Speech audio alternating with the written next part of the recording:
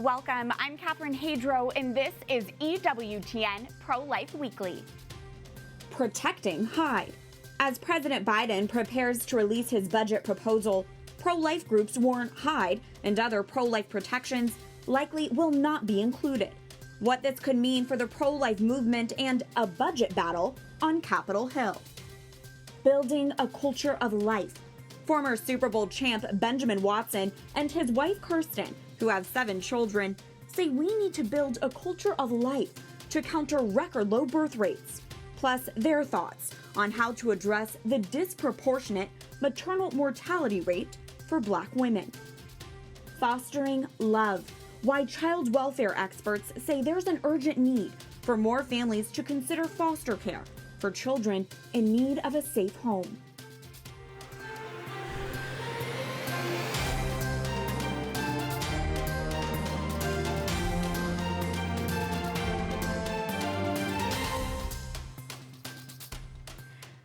Pro-lifers are concerned that President Joe Biden's upcoming budget proposal will not include long-standing and crucial pro-life protections. While that budget has not yet been released as of recording time, we explain why pro-life groups are already preparing for a Capitol Hill battle. I can't justify leaving millions of women without access to the care they need and the ability to exercise their constitutionally protected right. In the summer of 2019, then Democratic presidential candidate Joe Biden flip-flopped on his long-held support of the Hyde Amendment, which bans taxpayer funding of abortion. If I believe health care is a right, as I do, I can no longer support an amendment that makes that right dependent on someone's zip code. That's why pro-life groups are expecting his upcoming proposed budget will not include long-standing Hyde protections. House Speaker Nancy Pelosi, another prominent Catholic politician, has also signaled she does not support Hyde, setting up what's sure to be a Capitol Hill budget battle. I myself have been an opponent of the Hyde Amendment long before I came to Congress. As soon as the Hyde Amendment was there, I was thinking, how can we get rid of that? So it's long overdue getting rid of it. But pro-life groups say Hyde is just one of more than a dozen crucial pro-life protections that are part of the Hyde family. They're worried the patchwork of protections are also at risk of being stripped. These other pro-life riders, as they're called, include Helms, an amendment which prohibits U.S. family planning aid from being used to promote or provide abortions overseas. The Hyde-Weldon Amendment protects hospitals and other healthcare providers from governmental discrimination if they decline to provide, pay for, or refer for abortion. The Silgender Amendment prohibits the use of funds to lobby for or against abortion. There's the Dornan Amendment, which bans the use of local or federal funds to pay for elective abortion in the District of Columbia, created by former Catholic Congressman Bob Dornan. And another pro-life amendment bans foreign assistance funds from being used for biomedical research involving abortions or involuntary sterilization as a means of family planning. That amendment is the Biden Amendment, named after then-Senator Joe Biden, who crafted it in 1981. Now that amendment and the other abortion funding restrictions are at risk from his own administration, according to pro-life leaders. Once Biden's budget is released, expected any day now, the House Appropriations Committee will make its markups before it heads to the Senate and lawmakers cast their votes. Joining us now on Zoom is Representative Jeff Fortenberry of Nebraska, who sits on the House Appropriations Committee. He is a Catholic and pro-life congressman. Welcome back, Congressman. Can you summarize the role of the Appropriations Committee when it comes to the budget proposal? And what will you do as a member of that committee if pro-life protections like Hyde are not included? Well, thank you, Catherine, for this thoughtful set of interviews. This is a very, very important issue. Abortion is a great wound in the soul of America. And let me speak to the president directly. Abortion is not health care. Abortion hurts women. Abortion takes unborn life. And even though we may be divided on the question culturally and philosophically, most Americans still do agree, a majority of Americans agree, that their taxpayer dollars should not subsidize the abortion industry. And that's what's at stake in the budget fight in the Appropriations Committee where I sit. The biggest aspect of this is what's called the Hyde Amendment, named for a longtime legislator, Henry Hyde. It's what we call a rider. That means it's attached annually to appropriations spending bills, and it basically prohibits your taxpayer dollars from going to the abortion industry for the destruction of unborn life, which of course is very detrimental to the health care of women. And so even though this is a philosophical divide in our country, there has been a settlement around the Hyde Amendment as an important part of the budget process to stop this. That settlement is being undone by the president and those in Congress who want to get rid of this amendment. It's very deeply disturbing because it goes again to the aggressive nature of the abortion industry and how they are now not going beyond offering this so-called service. They're now demanding that we pay for it. That brings me to my next question. Thank you for that clear summary. Congressman, can you speak to that importance of the Hyde Amendment and the other longstanding pro-life protections which do restrict abortion funding? Yes, traditionally there is a budget battle every year. Now what you will see is at the end of the year, it's almost regular that there will be a big crisis, whether the government's going to shut down or not. We'll come to some negotiation. A lot of these traditional pro-life riders, which were stated earlier in your commentary, will be negotiated in the end.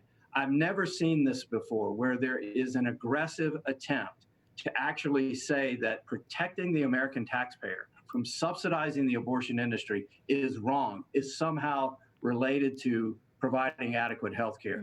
This logic is upside down. Again, abortion is not health care. Women deserve better than this. And frankly, I'm getting ready to introduce a new piece of legislation called Care for Her.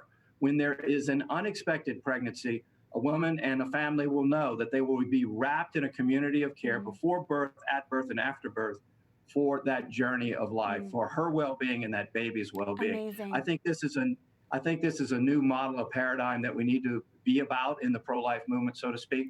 But of course, we're going to stand against these assaults on human dignity, these assaults on women's health care, and then certainly not allow you to have to or make you subsidize the abortion industry. Absolutely. Congressman, while I have you, we have just over a minute left. President Joe Biden, a Catholic, has flip-flopped on Hyde. House Speaker Nancy Pelosi, also a Catholic, does not support Hyde. As a Catholic yourself, what are your thoughts on that?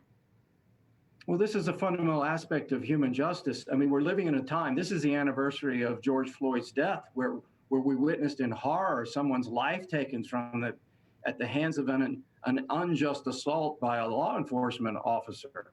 And so our society is yearning for deeper meaning.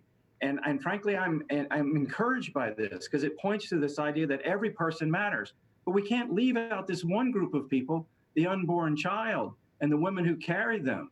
Why do we do that? And I think this is a grave inconsistency, and it's part of the reason that the new generation, the younger generation, is increasingly sensitive because they're relational and empathetic, increasingly sensitive to becoming pro-life and providing these protections for unborn children in the name of social justice, and the protections for women who may need a little bit of extra help to carry that child into life and to provide for the well-being of that child. So it's just a tragic, difficult moment that we're fighting this out politically. But I do think there is a subtle growing movement that in the name of social justice, we have to stand together in commitment as a community of care, no matter how small that life is. Absolutely. There's definitely hope out there. Representative Jeff Fortenberry of Nebraska, thank you so much for your time and your leadership. Thank you, Catherine.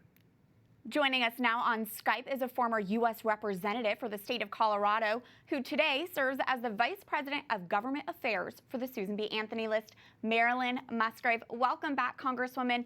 We are expecting President Biden's budget proposal anytime now. Can you explain why your group is not just focused on protecting the Hyde Amendment, but other pro-life riders your group says are in the Hyde family? Well, the Hyde family is very important. There are 24 riders, which means amendments that have been added through the years, the work of great people. Helms Amendment stops taxpayer funding of abortion overseas. The Dornan Amendment, and these are named from the people who sponsored them, stops taxpayer funding of abortion in D.C. The Dickey-Wicker Amendment stops funding for unethical embryo destructive research that would destroy life at its early stages. Roger Wicker is in the United States Senate now, and thank goodness for these pro-life people that have championed these amendments through the years. Absolutely. One of the amendments which restricts abortion funding is actually the Biden amendment, which President Biden created when he was a senator in 1981. And we know he's flip-flopped on the Hyde Amendment. This all really illustrates how far he's moved on the abortion issue, doesn't it? It's really tragic. So you think of 2006, even then, Joe Biden was saying he did not support taxpayer funding of abortion. He said, "I will not vote for funding of abortion." And now here we are then in 2019, where he totally caved to the radical left, to the extremists on abortions. We know that the Hyde Amendment and the Hyde family amendments have saved over 2.5 million lives through the years. And, you know, Joe Biden knows that too. And it's tragic that the president has flip-flopped on that. So Democrats are after these pro-life writers. They're working with all their might. And unfortunately, our president has abandoned his pro-life principles of the 80s. It is tragic. You know, next, the budget will go to the House Appropriations Committee for markups. You spent 6 years in Congress. Is there anything our viewers can do to persuade their representatives to protect life during this time? Well, they certainly need to contact their members of Congress. The way this all works is the president submits a budget, the House and the Senate do resolutions, and then these appropriation bills go to the committees in the House and the Senate, and there are 12 appropriations bills that they vote on. And this is where the radical pro-abortion supporting legislators want to do away. Fortunately, the House Appropriations Committee has pro-life heroes. Kay Granger from Texas has done a wonderful job as ranking member working to protect these riders. We have Tom Cole on there from Oklahoma, two great freshmen, Ashley Hinson from Iowa, and Tony Gonzalez from Texas, a decorated veteran that reveres life. So we have these heroes with Robert Adderholt, John Carter, others that will work hard on these riders. But every member on the Probes Committee needs to hear from their constituents on how important it is to protect Hyde and all the other amendments. And we're going to tell our viewers how they can do just that. Marilyn Musgrave with the Susan B. Anthony List, thank you so much, as always, for coming on. You're very welcome. As we've been reporting, for over 4 decades, the Hyde Amendment has ensured Americans are not forced to pay for abortions on demand with their tax dollars. The Hyde Amendment alone has saved nearly 2.5 million lives. But now the Hyde Amendment and those like it are under attack because we know that President Biden wants to repeal Hyde. At this moment, your voice is urgently needed for this week's call to action. Go to ProLifeWeekly.com to contact your U.S. representative right now and urge them to protect Hyde and other pro-life policies that save the lives of unborn children.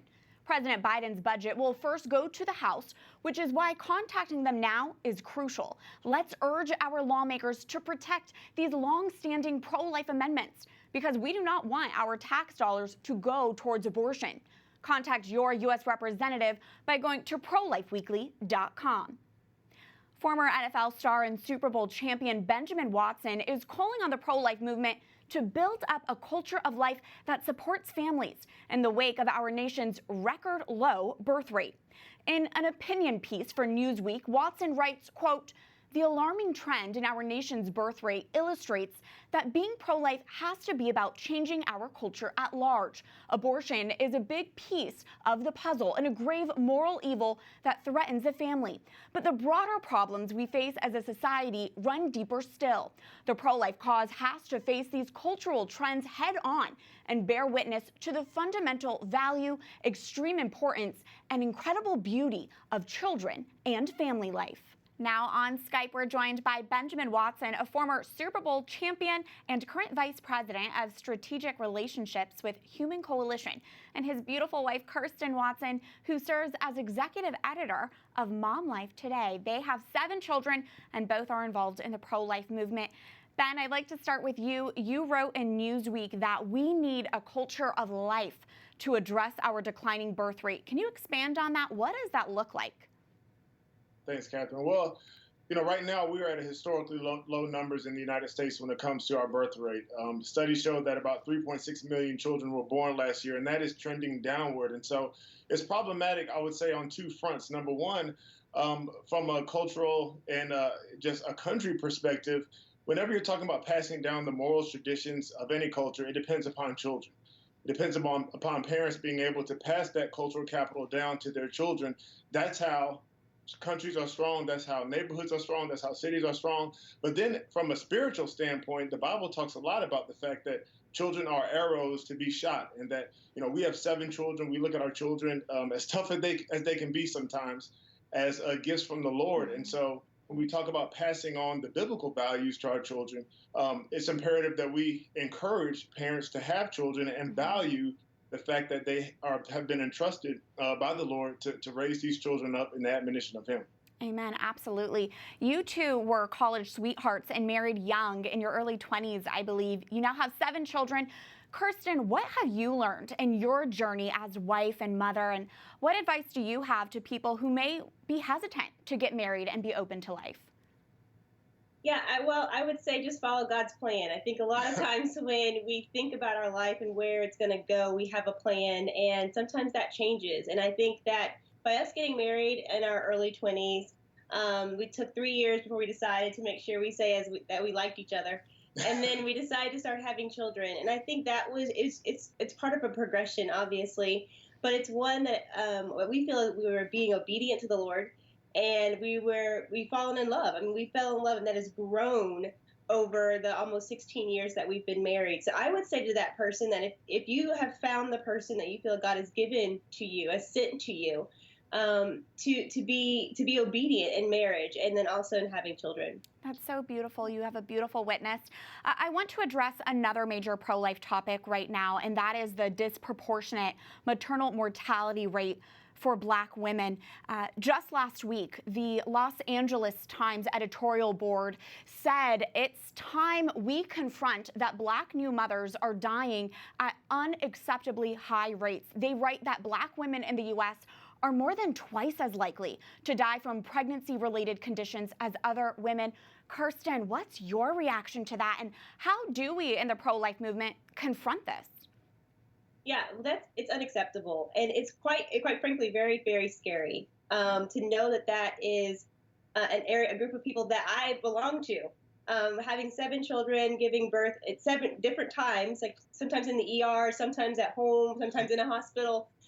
Knowing that rate is so high, I mean, something needs to be done, and I just feel as though for Black women who are giving birth and having children, I mean, things need to happen to make sure care is not only happening when they're giving birth, but also before they give birth. What's happening at those meetings and those office visits when they're checking on the baby, checking on mom, and what's happening after the baby, post partum and post having the child, like what's going on? I think in any other situation, if that were the number that was happening, it was for the worst, something would be done. And absolutely knowing that, it's terrifying. Absolutely. Ben, we have less than a minute left, but what are your thoughts? Why do you think we're seeing such a disparity in the maternal mortality rate? And does this bring us back to your original proposal? We need to do a better job at building a culture of life. Well, we do need to do a better job at building a culture of life, but that's holistic. And I think specifically when you look at the maternal mortality rate amongst Black women, this is part of a larger conversation that so many people have been having over the last year when it comes to racial inequity. So many negative outcomes are affecting Black communities, not simply because of pathology of criminality or anything else like that, but because of the systemic issues that so many have brought up, from housing to economics to jobs to education to health. All those sorts of things all rolled into one produce these sorts of outcomes. And like Kirsten said, if it was happening to another group, if it was happening to the majority culture, we'd be up in arms. But you hear story after story of Black women not been taken seriously when they've been in pain, when they've been struggling with different things, but it's part of a larger issue that we must address really as a culture of life, as a pro-life community. As we say, from womb to the tomb, these things, all these things must be important to us. Absolutely. We need to do better. Benjamin Watson, Kirsten Watson, thank you both. Thank you for your witness and your work. Thanks, you. Heather. Coming up, a well-known CNN anchor attacks the pro-life movement by alluding to racism and an anti-science belief. Plus, the growing need to place foster care children in forever homes. We speak to a nationally recognized child welfare expert next about the desperate foster care situation post-pandemic.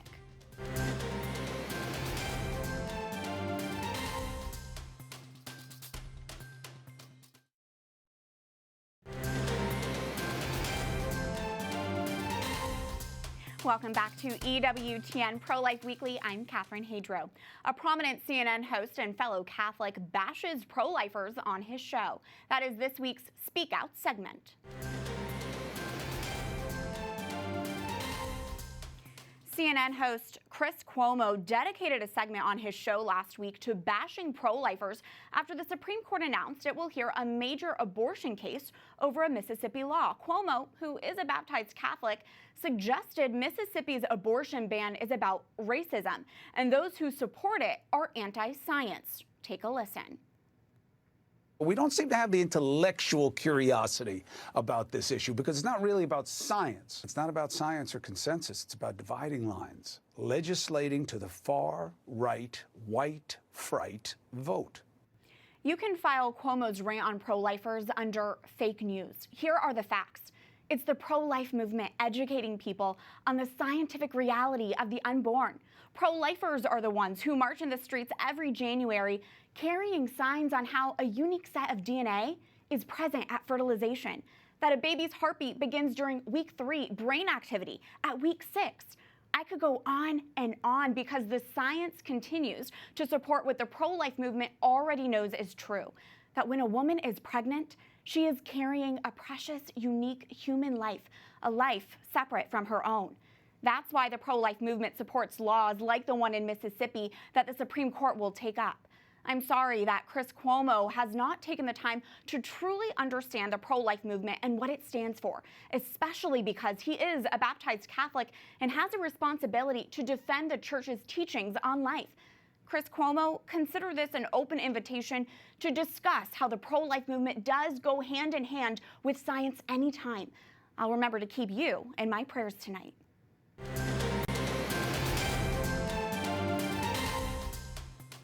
May is National Foster Care Month, a time to acknowledge the more than 400,000 American children and youth in foster care and all those people who help them to find a permanent home. For this week's Pro-Life Focus, we discuss why there's an urgent need to care for these children today. Child welfare experts are stressing that the pandemic has created an even greater need for people to offer a safe haven for foster care children. Now, as more and more states are relaxing COVID restrictions, schools are reopening, and more events are being scheduled, people are seeing the children in their communities for the first time in a long time. Our next guest says there are reports of a dramatic uptick in cases. Joining us now on Skype is Dr. Sharen Ford, Director for Foster Care and Adoption at Focus on the Family. Dr. Ford, welcome back. Can you explain what is the foster care situation in the U.S. right now, post-pandemic? Post-pandemic, every state, whether it's on the East Coast or the West Coast or in between, every state is in need of more foster families to come forward because children continue to come into out-of-home care because they are at risk of abuse or neglect in the home where they are living in right now. That's so important. I'd like to address a misconception or worry that families may have regarding foster care. What's your message to parents who think they are ill-equipped to care for a child who likely has suffered great trauma, who fear that might be too much for them to handle? One of the things I try to remind families is that no one's perfect. and all of us need to grow and learn and be open to learning new things. And so one of the things that child welfare will do is they will provide you with trainings and opportunities to learn and talk with experts in specific fields around mental health or behavioral health that will help equip you to meet the needs of the children who are entering your home. But don't shy away because you feel ill-equipped. Get the information that you need so that you can be there to make the difference in the life of a child or that child and their sibling group. Oh, that's really important. Can you break down the process of becoming a foster care parent? What's the main thing you want families to be prepared for and take away from this? The main thing I want families to be prepared for is that the children that are going to be entering the system have experienced trauma. And so they need you as a prospective foster parent to be flexible, to be compassionate, to be understanding, and to nurture and to pour love and support in them, and to provide the structure that they probably did not receive in the home in which they were previously residing in. And so they're trusting and hoping that you will be there to meet their needs. Wow. Where can our viewers go to find out more about foster care youth and possibly becoming a foster care parent themselves? What's that first step? The first step is using your hands to go get on your computer and Google foster care agency near me. One or two things going to pop up. Either a private licensed child placement agency in your state or in your community is going to pop up, or the local child welfare agency. Their information will pop up. Call them, reach out and ask questions about becoming a foster or adoptive parent. Ask those critical questions about when's the next training, where's the orientation class is going to be held, is it online or do I need to come in person? But do pick up your computer, let your fingers do the walking on the keyboard so that you can find out where that agency is, connect with them so that you can move forward in the process. Really helpful information. Dr. Sharen Ford with Focus on the Family, thank you so much. Thank you. That does it for this edition of EWTN Pro-Life Weekly. Be sure to find us on social media at EWTN Pro-Life on all social media platforms. You can also send us a message by emailing prolifeweekly@ewtn.com. Remember, life is a gift. Your life is a gift. God bless.